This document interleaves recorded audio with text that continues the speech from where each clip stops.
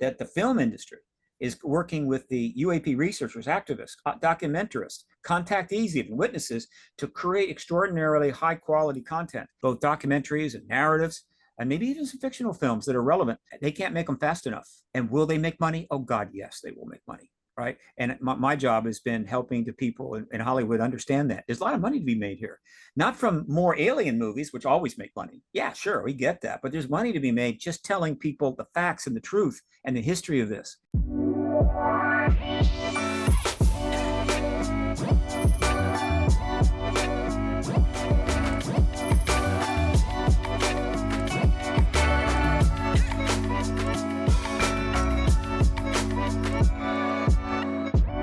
Hi everyone, and welcome to today's episode of First Contact. Today we have the wonderful Steve Bassett here on the show. Now, Steve and I met at Contact in the Desert, and he's been all up in the disclosure space for a very, very long time, done multiple documentaries, and last year also co-founded the Hollywood Disclosure Alliance, which I'm very excited to hear more about today as well. So Steve, welcome to the show. It is my pleasure to be with you and to be talking to Australia. It's been a while. Yes, absolutely. So yeah, I heard from you earlier in our conversation that you've done a bit of traveling around the globe today. Isn't it nice that we can do that?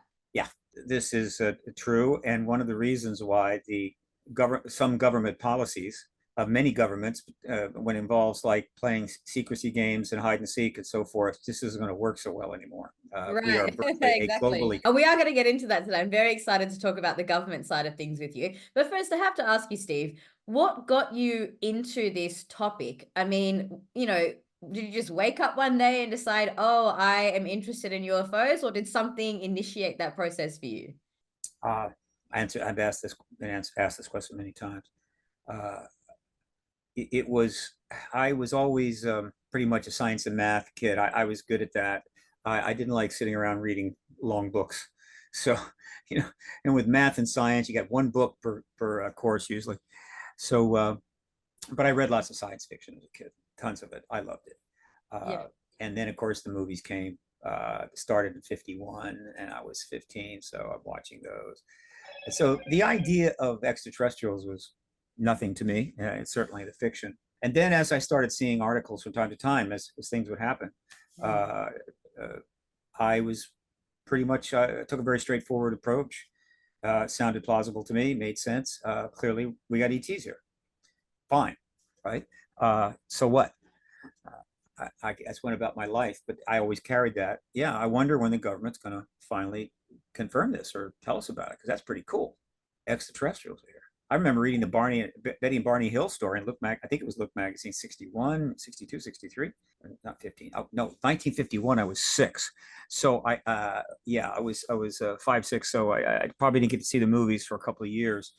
But in 61, I'm 15, and I saw the Betty and Barney Hill story in Look, and I read it, and it seemed quite clear to me exactly what happened. It was not that difficult to interpret. Right. Plus the hypnosis and so forth. So throughout my adult life, I've just assumed this is absolutely true, and waited for some sort of development there, something to happen. Right. And have you had any of your own personal experiences since then? No, I've never had an experience of any kind, paranormal of any kind. In 1940, when I was 49, 1995, I was pretty much dissatisfied with my life and what I'd done. I'd done not much at all. Wasted my gifts, as you could say. I worked out a lot, played a lot of tennis, ran marathons, triathlons, all kind of stuff, kept in shape, but nothing was happening. And I realized I had to make a decision right then. I was extremely unhappy with the work I was doing. I just had to quit a company because the owner was nuts. And I'm going, why am I going to continue to do this? And I said, okay, this is one of those hit the wall moments. And I said, look, you have to decide what you're going to do, and it needs to be meaningful, and you got to do it now. And I immediately thought about the ET issue, and I had read a couple of books, and I read another book by John Mack, the Harvard trained psychiatrist who did the work on contactees, and went to a conference, my first one in LA, just to see what was what. And it occurred to me, this is it. This issue is happening. The government's not said anything, but it's only a matter of time. It'll be the biggest event in human history, certainly in modern human history. So this is it. How do I get involved? Right? Right. It's like you don't go into the classified section and look for, positions open in UAP research or whatever. No, but I was able to contact John Mack's organization, and they let me come and volunteer. And that's how I spent my first 4 months talking to contactees and trying to help them a little bit. And it was in 1996 while up in Cambridge at their group organization that I realized what I had to do, and it was politics. I realized that the issue was not science; it wasn't proof. There's tons of science, tons of proof. Why Right. is it out there? The government is literally embargoing it. They're lying and embargoing it. And that is a political decision they made back in 1947. Therefore, the answer to this or the solution is political, not science. And I was in a position to engage it politically. I knew Washington well. I'd lived there off and on my whole life. I had a place to stay, and I said, "Okay, I'm going to go the politics way. What do I do?" And it hit me. It was just instant, right there at that moment when I asked myself that question. I'll bet nobody's ever registered as a lobbyist on this issue. Who would do it? No, you're not going to get paid. You're going to get laughed at. Who in their right mind would do that? Certainly nobody with a family or another job or responsibilities. I had none of that. And I'm going to go and register as the first lobbyist on this issue. And I'll bet the Washington Post is going to notice that. I did, they did, and it gave me a big, big interview with a big, big photo, which I have on my computer, which I may bring out one of these days. It's not one of the best photos, but I had hair.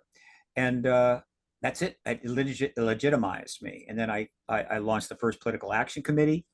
Didn't do much, but it existed. It was there. It was a marker, a flag planted on this issue. And that's how it got started. It's that simple. And then as I got into the issue, I never regretted a day and never felt like I was working. Whereas before in my life, everything was just drudge. I began to realize each year that went by how important this was, how significant it was, how much it impacted. And I learned more and more about the United States government and its policies and its past histories and its issues and problems. And it became an absolute lifelong, forever activist effort on my part. And I've met thousands of people in that time, mostly online. And it's been wonderful. I wish I could have found my cause earlier in life. 25 would have been nice. But I'll tell you, if you can find it at all, however the age, it is a great gift. And I'm very, very grateful. Oh, that's so wonderful. I actually was 25 when I discovered all of this, but I'm a few decades since you. Just a few, not many. But that's an incredible story. And, thank you so much for sharing that. I would love to see that picture if you're happy to email that over. We can include it on the show if you wanted to do that. Okay, I'll give it some thought. Possible. I can send it. Possible. Okay, I'll take that. So Steve, that's an incredible start to the journey. Now I want to fast forward because obviously a lot has happened since the 70s to where we are today. And I would go so far as to say the cover-ups have only gotten worse. Now bring us to modern day. We've just attended Contact in the Desert. We've heard from a lot of different speakers on this topic. What's the current status with regards to disclosure and the government? The cover up hasn't got, it's not, I don't call it a cover up, as you probably know. I call it a truth embargo. There's a reason for that. Okay. It's a national security policy. It's legal. You don't cover up legal. Right. And it's best to use the right language because there's people inside that you would like to cooperate with or care about what you're doing, and criminalizing them is not helpful. Sure. So truth embargo, and it's not worse, it's just older. And you know what happens when you get older? You don't live forever, and truth embargoes don't last forever. So we are as close to ending this embargo and having the extraterrestrial presence, currently referred to as non-human, fine. That's fine with me. It's good. But non-humans that can fly ships around are extraterrestrial, as far as I'm concerned. We're closer than ever. We've been on the brink for some time, and it's a fairly straightforward thing. We need one major hearing in Congress in front of the Intel Committee, and the president will probably be able to come forward without any political attachment and be the disclosure president, make history, and we'll enter the post-disclosure world. That's where we are. We started to make the turning point for this in terms of going political and becoming an activist agenda, which it really wasn't prior to 1991. That was the turning point. The nuclear Cold War, the nuclear arms race in the Cold War was the absolute overwhelming justification for embargoing this truth that the government's known about since 47, if not sooner. And it was a pretty big deal. It's like we started building nukes right away. The Russians started, Soviets started building them, and soon the Chinese started building them. And by the mid 80s, there was roughly between 80 and 85,000 nuclear weapons stockpiled or available for immediate launch in eight countries, possibly nine. And we were essentially living on the edge of annihilation, at least in the Northern Hemisphere. We developed the term called mutual assured destruction, meaning don't be afraid, because nobody would dare use them, because they would be destroyed as well, unless of course there was an accident. And there's been several accidents. In any event, that was it, and I get it. But in 1991, 89 to 91, the Soviet Union collapsed. The Cold War was technically over. We since reignited it. Now we're in Cold War II, but how can you operate without a Cold War going on? And the Cold War's ended. Russia gave up 14 of its republics, gave them autonomy, and they left the Soviet Union. It was the largest country in the world, or the largest republic in the world. Even after they gave up the 14 republics to sovereignty, they're still the largest country in the world, or republic. It's the Russian Republic. And they went capitalist, brought back religion, and abolished the Communist Party for a while. Well, it basically is still abolished in a sense. And so that eliminated, or at least reduced, the number one barrier to ending this truth embargo. And so, not surprisingly, very soon after that happens, something dramatic takes place. And that is Lawrence Rockefeller directly approaches the new president's office of Bill Clinton, President Clinton, and approaches the science office of the White House and says, I want to engage this issue. I want to get files out. I want to give a report to the president. I want to meet to the president. And they weren't thrilled about it. The science office wanted nothing to do with it. But Lawrence Rockefeller was rich, a big Democratic supporter, knew the Clintons, and so they couldn't say no. And so what I came to call the Rockefeller Initiative begins in March of 1993, 2 years in. Right at the beginning of this administration, virtually, the first couple of months rather. And it went on for 3 years, and things happened. Reports were written, meetings were held. We have the full record of that, thanks to Grant Cameron and his research. So we've known since no later than 1999 that this all happened. It was not covered at the time, and the Clintons didn't talk about it, naturally, because it was awkward. But what we learned is that President Clinton did make an effort to engage this issue, to get files, to make queries. And he was stonewalled, he was lied to, he was disrespected, and I don't think he liked that. I think he figured out pretty quickly, yeah, there is an ET presence, but I'm not going to get any cooperation from my own government, my own command, which is, of course, the military. He's the commander-in-chief. And then, not surprisingly, and maybe it's connected, he started getting attacked. Everybody in his family started getting attacked. They rained down attacks and scandals and everything they could at him, as if he was the most corrupt president that ever walked in the door. I have a feeling there's a connection there. When he touched that third rail, and when the Pentagon knew that he was trying to do something about this, when they knew that Lawrence Rockefeller, a very powerful man, was behind it, I think they decided to do some good trouble. In any event, that was the beginning, and many things continue to happen, but at a pretty slow pace. And the issue continued to advance. The activism continued to grow. I like to think Paradigm Research Group played an important role there.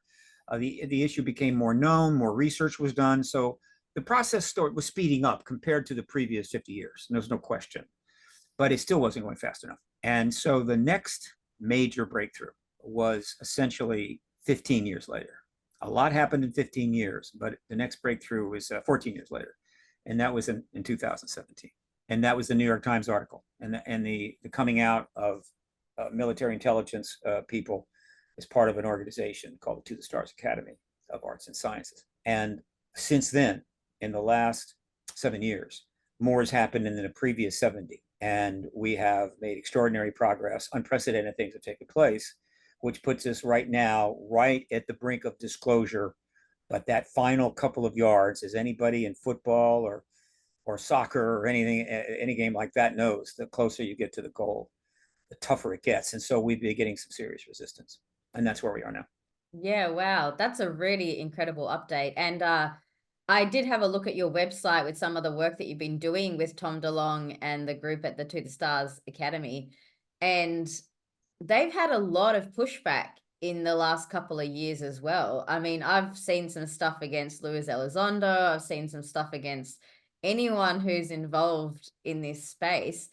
Where do you think the resistance is coming from? I mean, I just see it in the media, which we are going to talk about the media in a moment and the role that it plays. But where do you think that pushback is being initiated from? Well, first of all, I've never worked with the To the Stars Academy, but I've covered it and promoted and informed about it countless times. Well, there's always been pushback. There's always been pushback on this issue from day one.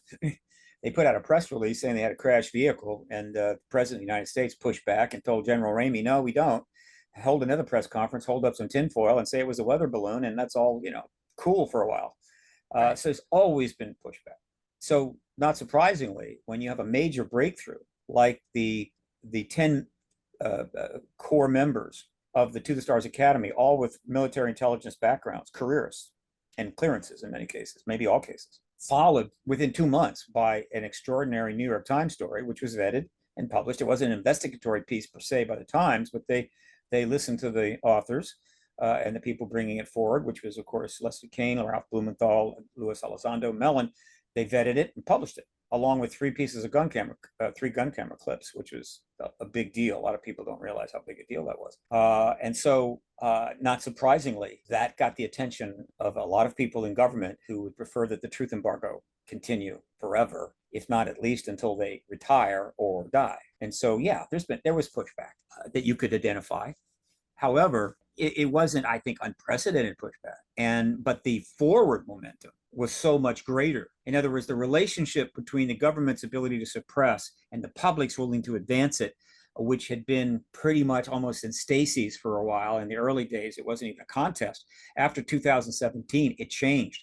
The public's engagement and pressure on the issue was far exceeding the pushback that was coming. Doesn't mean it was going to make it easy. It just meant that once you get to that position, you're eventually going to lose, right? If somebody's out in front of you and they stay out in front of you, they're going to cross the finish line before you do.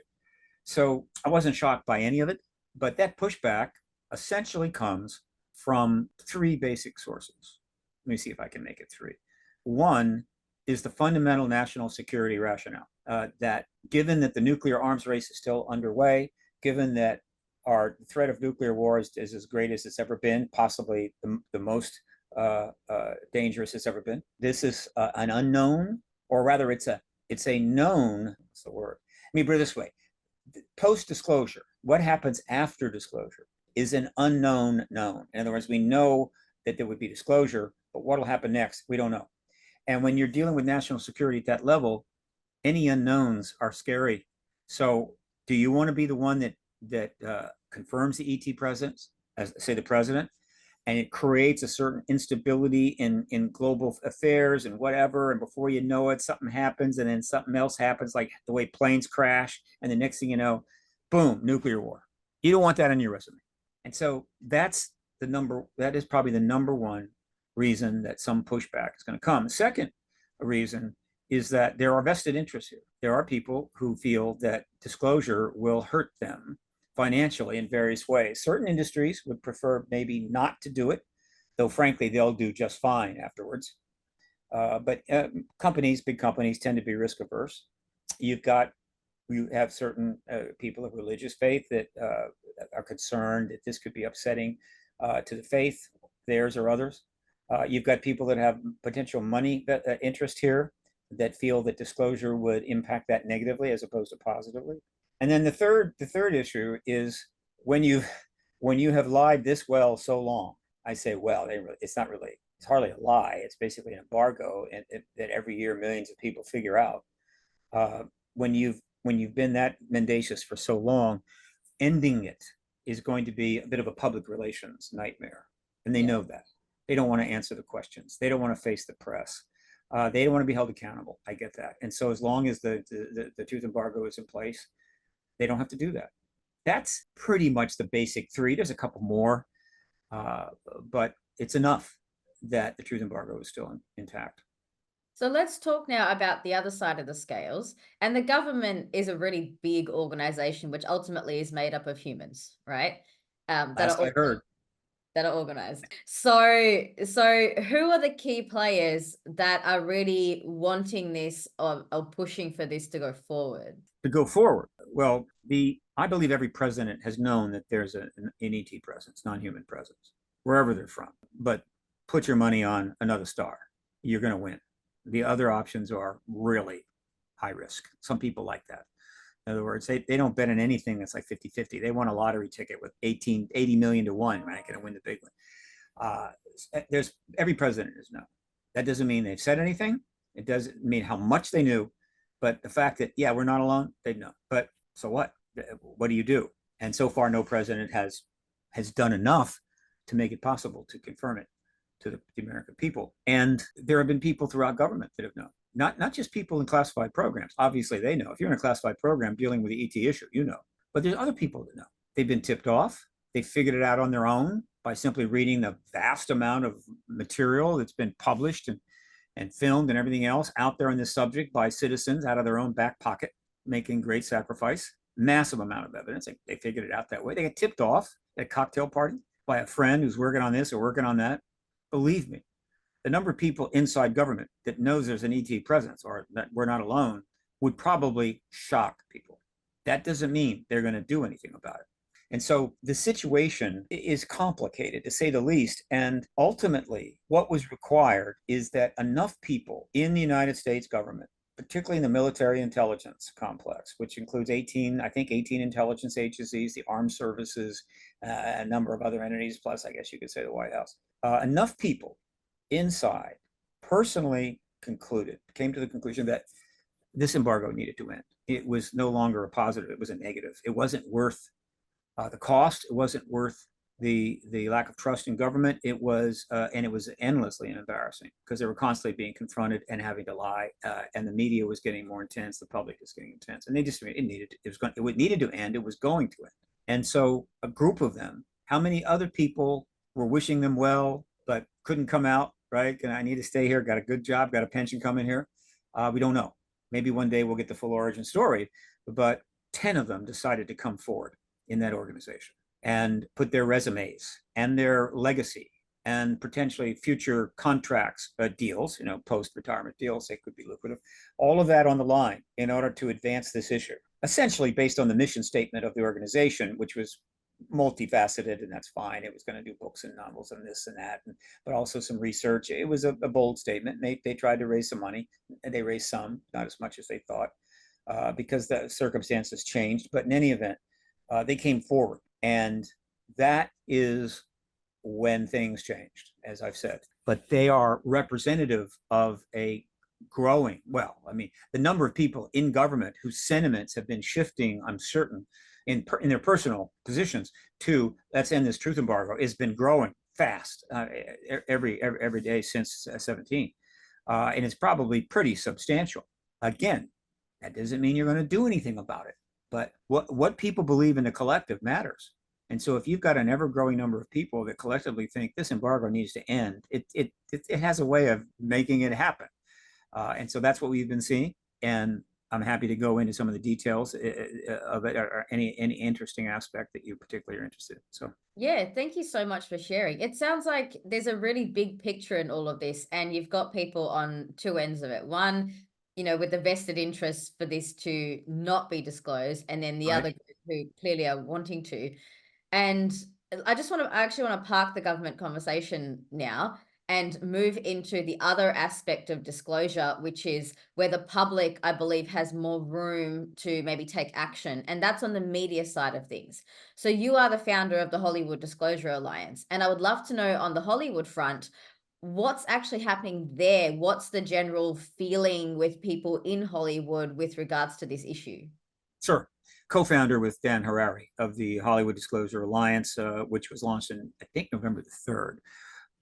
In a dinner meeting in Hollywood. All right. Let me say that one of the things that maybe people are not noticing, and I don't blame them, is that organizations, institutions, projects, film deals are been coming together now for several years, being formed. Well, that's always happening, right? There's always that kind of stuff happening. But what's special about this? These entities are being formed, what? To prepare for and engage the post-disclosure world. They're literally being formed to deal with the post-disclosure world that's coming and starting the day after a head of state, most likely our current president, steps out in front of the cameras, and usually with a reasonable platform to stand on. And in this case, it needs to be a major congressional hearing, and not a small one, not a half a day, a whole week, and about 40 witnesses, and 20 witnesses will be enough, and confirm the ED president. They're getting ready for that, the post-disclosure world.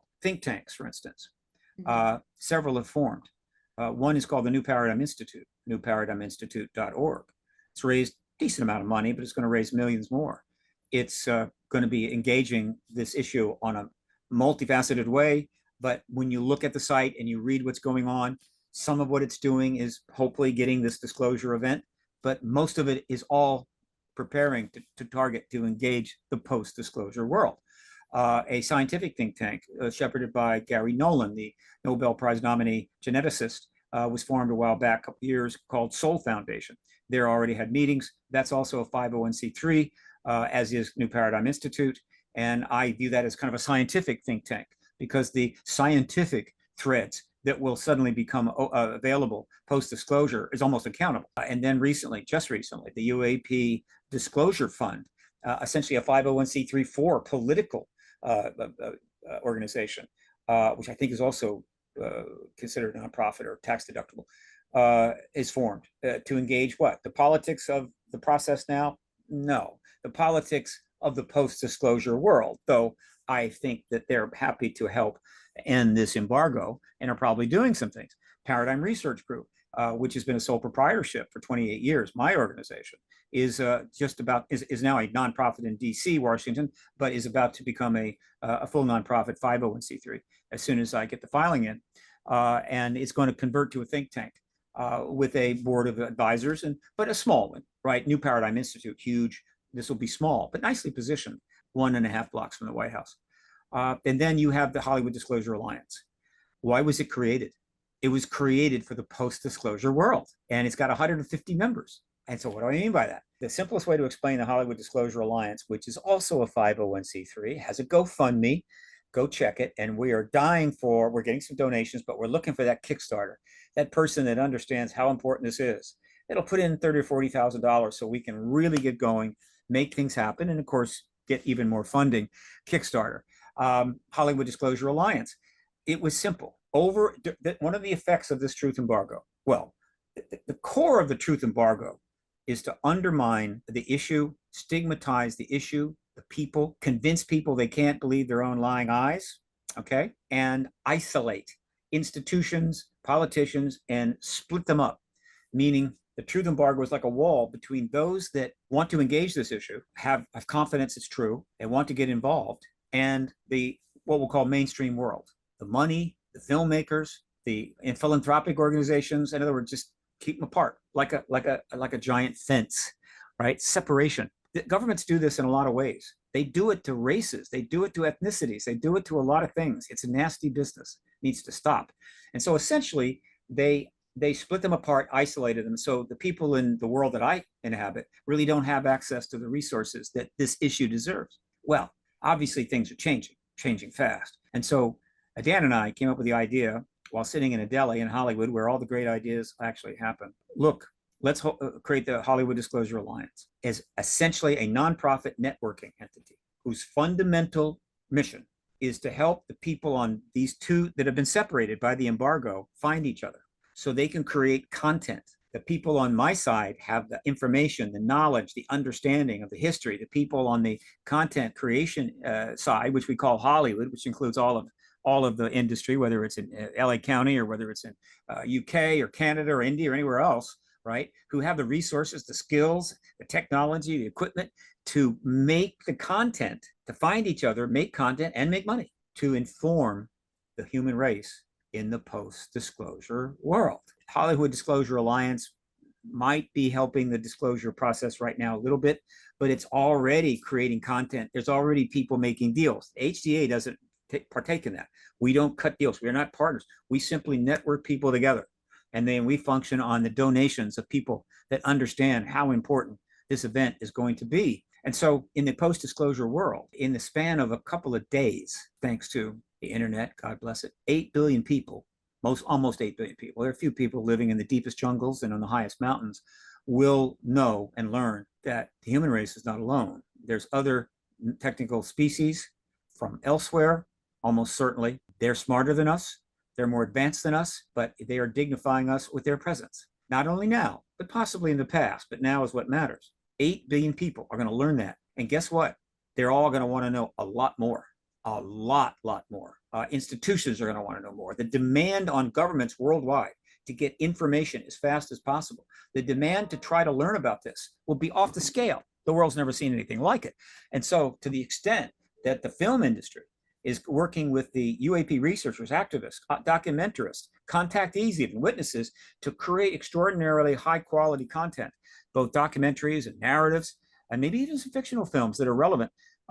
They can't make them fast enough. And will they make money? Oh God, yes, they will make money, right? And my job has been helping the people in Hollywood understand that. There's a lot of money to be made here. Not from more alien movies, which always make money. Yeah, sure, we get that. But there's money to be made just telling people the facts and the truth and the history of this. And so that's what the HDA is about. And there are other entities forming literally as we speak. I fully expect some of the top think tanks, like some Center for American Progress and the Heritage Foundation and Enterprise Institute, pick them, all of them, will very soon, probably late, certainly after disclosure, they will literally create divisions within their think tank specifically devoted to the post-disclosure world, exopolitics, as it were. But the people on my side have already beaten them to the punch on that. We're creating them now. We're not waiting. Right. Wow, that's incredible. I love the vision that you guys have with HDA, and I am one of the founding members, most recent founding member of the organization. Very Wonderful. excited to be involved. And I'm just going to say to any of our listeners and viewers, we are going to post links to all of this in the comments. And if you feel called to financially support this cause, please do. Having met the founders myself, having met Steve and Dan at Contact in the Desert, I 100% back their vision and their mission, and I can see that the funding is a very crucial part of this. So here's a little plug for you guys. Get those donations in. We'll put those links below. Note, I should mention, unfortunately, no tax deductions for Australian contributions. I'm sorry. I know. And also, kudos to you, dear, for making that flight to the HDA. I've made that flight, and it's a long one. It's a very long flight. Yes, 30 hours there and back each way. Yeah. But it's always a pleasure to be involved in where the front lines is. And I really believe the media is playing a very frontline role at the moment. I've been following this work for, quite a while. As an experiencer, I've been into this for quite some time, but to see how much it's come to the forefront in the last maybe 4 years, since sort of 2019, 2020, I've seen it really take off. And the media has played a really big role. For the Australians, you would be familiar with Ross Coulthard. He's a really well-known investigative. Sure. You probably do, Steve. Everyone knows him. He He's an is Australian the leading Australian on this issue. Nobody else is even close to Ross Yeah, Coulthard exactly. and being in front of this issue in Australia. And we've seen the role that he's played in the media here. And I believe probably because of him is also why we've had the pleasure of people like Avi Loeb now showing up on our Channel 7 and Sunrise and things like that. So the role of the media is quite significant. And I would love for you to share, Steve, what you think is the role of the media moving forward. And this is to anyone who's in any relationship to media whatsoever, anywhere in the world. Please explain to them what the significance of the role is and what these people can be doing, because a lot of people want to take action, but they don't know how. In democratic nations, the media is absolutely essential to sustaining a republic, a democracy. That includes Australia, includes the United States, includes the UK, and all the others. You have to have journalism, good journalism. If you don't, things are not going to go well.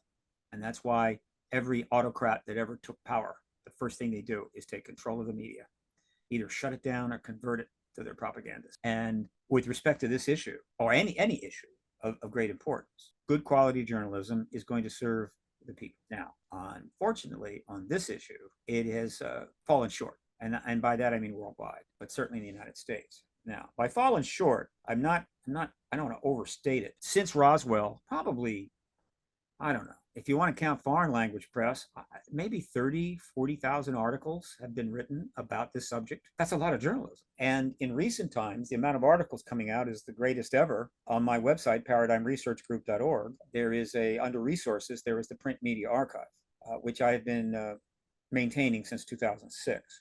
It's most of the articles are newer because I don't have the time to go get stuff from microfiche and newspaper offices and then copy it and put it up. But in terms of it's linked on the web, I've gotten it. It's up to 15,000 articles between 1947 and 2024. 15,000, and last year was the most ever. I logged in or linked 1,800. You can go read them all. There's a few dead links, but those are repairable. 15,000 articles just in that one archive. Mainstream journalists, no fringe, no fluffy stuff, but news tabloids, things like that. But if it's legit journalism, that article is in there. That's a massive amount of journalism. Okay. And so in a sense, they've done their job. And as things have moved forward since 17, the journalism is getting bigger and bigger and bigger, because as the stigma falls away, the risk to the publication goes down. But here is where they let us down, maybe. And that is that an understanding was reached at some point somehow. We may never know the mechanisms of this. It might have been implicit, might have been explicit, where the major journalism in America, going all the way back to the 40s, 50s, when you had 3 networks, radio stations that put a little bit of news on, not much, and you had, of course, some big dailies, big city dailies, and most cities had several. And that was journalism back then. It's nothing compared to the scope of journalism now, but it was robust. And it was also post-World War II, where the United States defeated the Axis powers and was now rebuilding itself. And so the media was very, very sensitive to any government needs. So when the truth embargo gets underway in 47, and as things start to slowly move forward, as the media, or as the owners of media, begin to figure out, wait a minute, there's something really here. The government's denying it, but there looks like there's something here. They kind of arrived at an understanding, and that is this. This is, when you got things flying around in the sky and reports coming in all over the world, things like that, you just can't ignore it. You got to cover it. And so they did. The understanding was, or the arrangement was, whether it was tacit or not, was we're going to cover it. We're going to write up this, write up that sighting, write up this meeting, write up that conference, write up this story, Betty and Bonnie Hill, no problem, write that up. We'll write it up. We'll cover it in that sense, but we won't investigate it. And one of the jobs of journalism is investigative journalism, one of the hardest jobs in the world. We've had some great investigative journalism, but we don't nurture it, and it's getting pounded now. And it's harder to make money. But good investigative journalism is also critical to a nation keeping it together. They weren't going to do that, period. They weren't going to do it. Now, some small little paper or some little fringe thing or a news or a UFO organization, they might try to do some investigation, but they never had the resources. The truth embargo helped ensure that. So no resources, no investigations really. I mean, the kind of stuff that I'm talking about, I don't mean you're going to archives and trying to look for documents. I'm talking about you get some people out there, some PIs and others that are talking to individuals, buttonholing people, maybe even trying to go through the trash cans outside of some agency, whatever it takes to find out what is going on here. Maybe even break the odd law or two. Try to get an inside source. They didn't do it. They weren't going to do it. And this is a decision they made. Now, they'll answer for it eventually. But it was not the most unreasonable compromise. I think that the owners of the networks, both early on and even later, all the way up to the present time, the owner of the major papers, who in many cases, like the Graham family, had substantial connections to the intelligence community. It's not totally unusual. Sources of information, contacts, being kept abreast, all that they felt that this was a legitimate national security matter. And it's not hard to see that because, and it's not a coincidence in my view, the modern era of the ET engagement absolutely coincides with the modern era of nuclear arms and the nuclear arms race. The two are virtually intertwined like DNA, right? Wrapped around each other, going through time for 77 years. And so living under the threat of annihilation at any time should somebody screw up, punch the wrong button, have a mental breakdown or whatever the hell. And we've had several accidents that almost triggered nuclear war. They felt that it was appropriate to stand down and not push the government on this, not dig. Let the government decide when it's going to tell the people the fundamental truths. They will cover the issue, and if it organically develops that coverage helps end the embargo, fine, but they're not going to push it. And so that was the situation with respect to the media. But I can say that in the last 7 years that I was referring to, the coverage has never been greater. It's actually the greatest ever. The stigma is virtually gone. Articles are writing and being written without maybe 1 in 100 articles, and maybe less of that, has a kind of a bite to it, a ridicule, silliness about it. Though admittedly, some of those I tend to just exclude because they're ridiculous and don't put up, but it is very little. Even the term UFO, which was the major target of the stigmatization and the ridicule for decades, and to help attach it to the issue. In other words, if UFO is stigmatized, anybody that utters that word is stigmatized, writes that word is stigmatized, puts it on names an organization after it, stigmatized. Very effective. UFO we made the people in this field made a strong effort to get UAP out there, to get it in play. It means exactly the same thing, unidentified aerial phenomena, but it didn't have the ridicule, it didn't have the history, and it worked. And because it was out there, people in government, people in media could refer to the issue and say UAP without, people looking around. Okay, and that's good. Things have advanced so far that UFO is back. It's back. It's being used all over. Journalists use it. Members of Congress use it because basically stigma's gone. So that's the kind of improvement we've made, and so that is another reason why we're very close to disclosure at this time. I think there was another question you asked. Feel free to remind me. Yeah, thank you. No, I think you've covered the question beautifully. I think the media is one of the most important legs in this whole business of getting the word out there, because Sure. they have so much influence. At the end of the day, if you're seeing it on TV, you're seeing it in the newspapers, you're reading about it in the magazines, as you said, the stigma's now gone and everyone is talking about it. My mom is sending me articles all the time, anything to do with UFOs now. I hear it from my mom first before I even see it online sometimes. So, everyday people are having this conversation. I went out for a hens party not that long ago, and I met Hens somebody party? there. What's a hens party? A hens, like, when someone's about to get married and you go and have like you have the hens and the bucks. Is that, I thought that was an American thing. I think this is an Australian term. Oh, okay. Well, It's okay. you have You the have lots of party, them. you have the party before someone gets married. Well, I So one think they of call it. my good friends was getting married, and I met Yeah. someone there, and we got into a conversation about ETs, like with a person that I hadn't met before, and just even to think back 5-6 years, I wouldn't be going to a party having these sorts of conversations because it was something that I kept very hidden, even myself. I knew, okay, in some circles I can talk about it, but to the general public, no. And then I went out to a gathering with my gym group, the place where I went to the gym, and they had a social club gathering. I went to one of those, and suddenly I'm talking about my podcast. I'm telling them about the ETs. And so these conversations are getting out there in the mainstream to the point where you can meet a random person in a pub or a random person at a party, and you can be having this conversation. That is new, definitely. That's unheard of in the last decade. Yeah, and it's even more so here, without question. It's virtually completely in play, because those Yeah. that somehow think the truth embargo can hold out.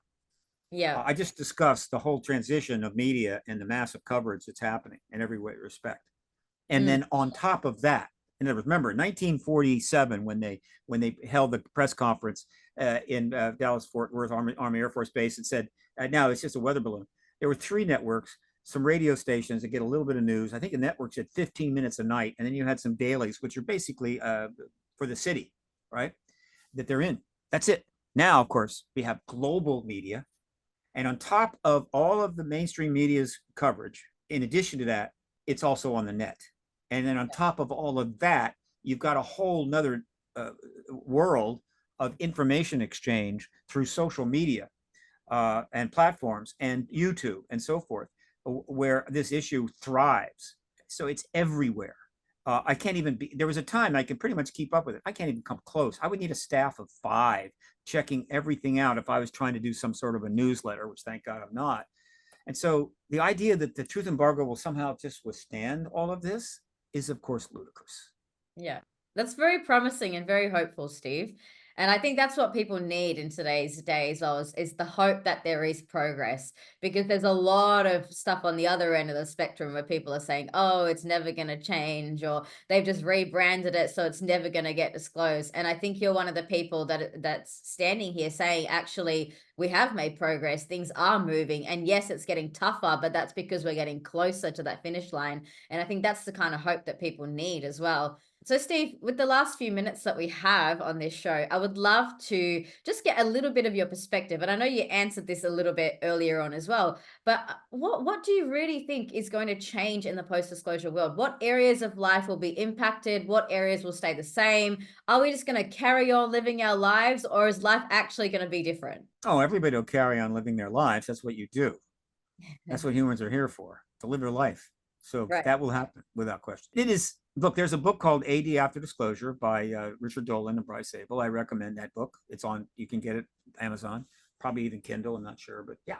I mean, it's the most, I think, comprehensive effort to sort of get into that, and that's good. But the topic of how did disclosure impact the world will be the subject of probably a couple of 100,000 books well before this century is out, maybe even sooner than that. It's going to be one of the most intensely researched, examined, historically analyzed time ever. So, gee, how can I sum that up? I like to do it with an analogy, which I've used before. Maybe some people that are watching have heard it, but I like this analogy. I came up with this. It's my analogy. I have trademarked it. Think of our world, our existence, as a perfectly still pond. You've probably seen them once or twice in your life. There's no wind, there's nothing, there's no ripples. It's just absolutely still. It's perfect.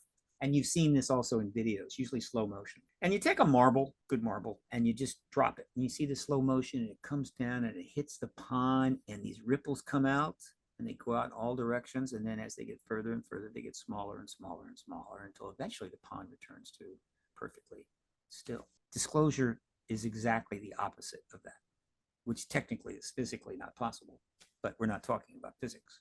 We're talking about worldview and consciousness. But what happens is very, very small ripples immediately start coming out in all directions, right? Not big ones, small ones. And then as they get further and further away from the ground zero, they get bigger and bigger and bigger and bigger and bigger until they're like tidal waves.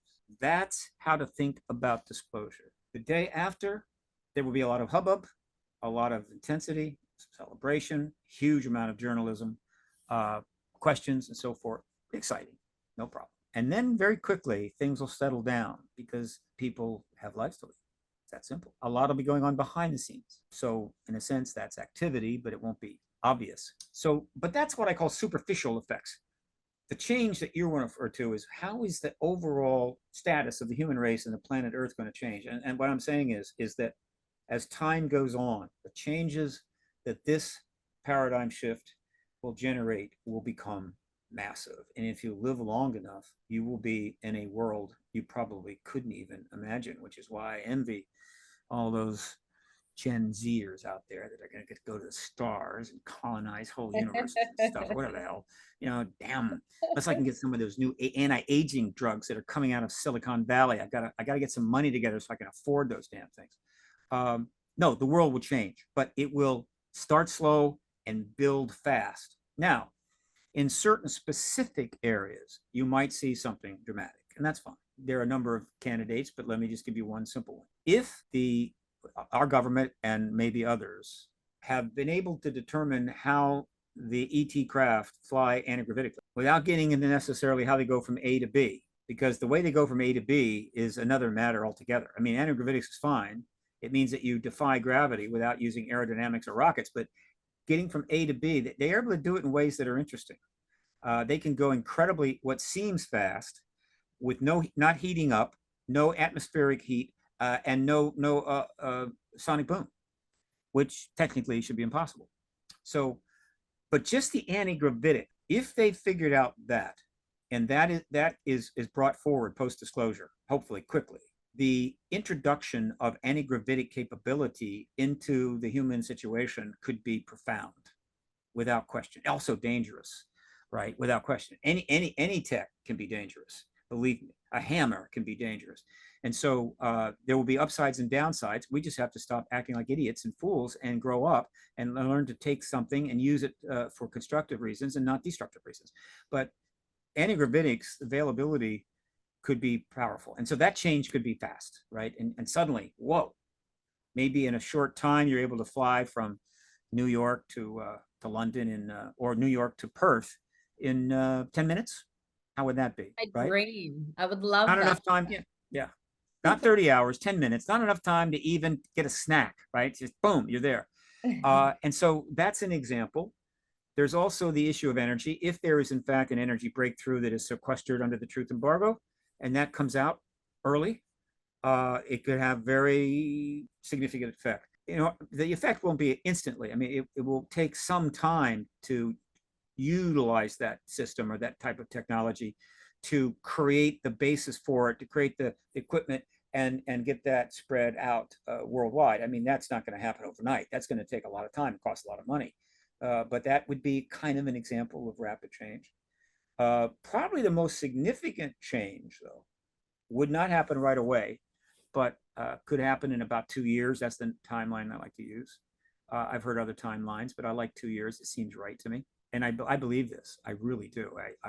I've never had any arguments given to me that dissuades me from this view, is that once we have global worldwide disclosure, which will happen in days, start with one head of state, boom, goes around the world. I think the agenda for the ETs all along is they're going to be open contact in about 2 years. And open contact is not the kind of contact that we talk about now. It's open, perhaps, I mean, some degree transparent.